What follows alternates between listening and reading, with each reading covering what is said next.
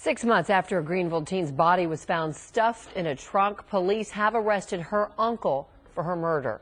57-year-old Michael Moore was arrested last night, charged with capital murder. Police say DNA from the uncle provided a big break in the case. Fox 4's Calvert Collins is in Greenville tonight with more on the investigation and really what a lot of people are calling a surprising arrest. Calvert? Well, Heather, Alicia Moore's family has worked to keep her name and memory alive over the past 6 months, hosting birthday parties, a balloon release in March, even memorial services on this field. The 16-year-old Greenville sophomore was last seen November 2nd. Her body discovered 4 days later, 40 miles away. Now her family is coping with losing another relative in the same crime. I'm just happy they finally got him. After an agonizing 6 months with few leads on Alicia's captor and killer, the grief-stricken Moore family is dealt another terrible blow with the arrest of 57-year-old Michael Moore, Alicia's uncle. We just want our little privacy since we still overcoming this shocking of news. Investigators took DNA samples from Moore family members, but would not divulge how they narrowed the suspect's search to Michael Moore. He lived with his 86-year-old father in this Grand Prairie home for the last year. He is the nicest guy. He always talks.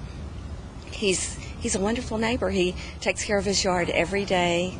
He's out working in it, cleaning everything. Last night, those neighbors watched Van Sant County investigators take pictures inside, collect evidence including a car, then arrest Moore without incident around 9 o'clock. While news of the arrest stunned the people of Greenville, it also came as a relief to those who still worried a killer was on the loose.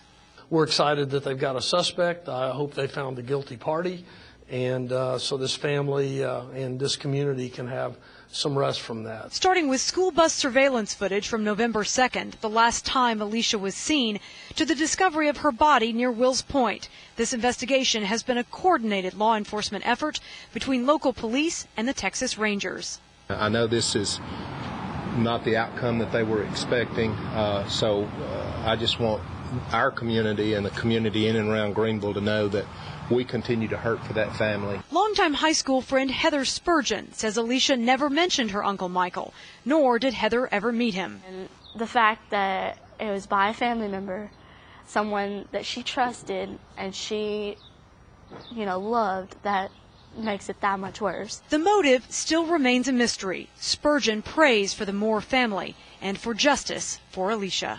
Not only did they lose her, they lost another family member because he did this to them. And now he has to pay for what he did. Now again, 57-year-old Michael Moore is only charged with capital murder, being held on a $10 million bond in Van Sant County, and the sheriff there says they are not looking at any other suspects. They also know the cause of death of Alicia Moore, but will not release it yet. Heather? Well, Calvert, so he lived in Grand Prairie. Was he close to relatives in Greenville?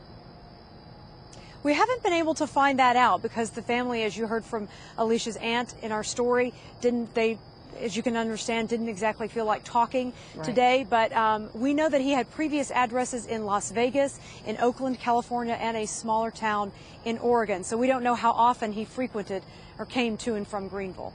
Okay, so you were able to find in those previous addresses.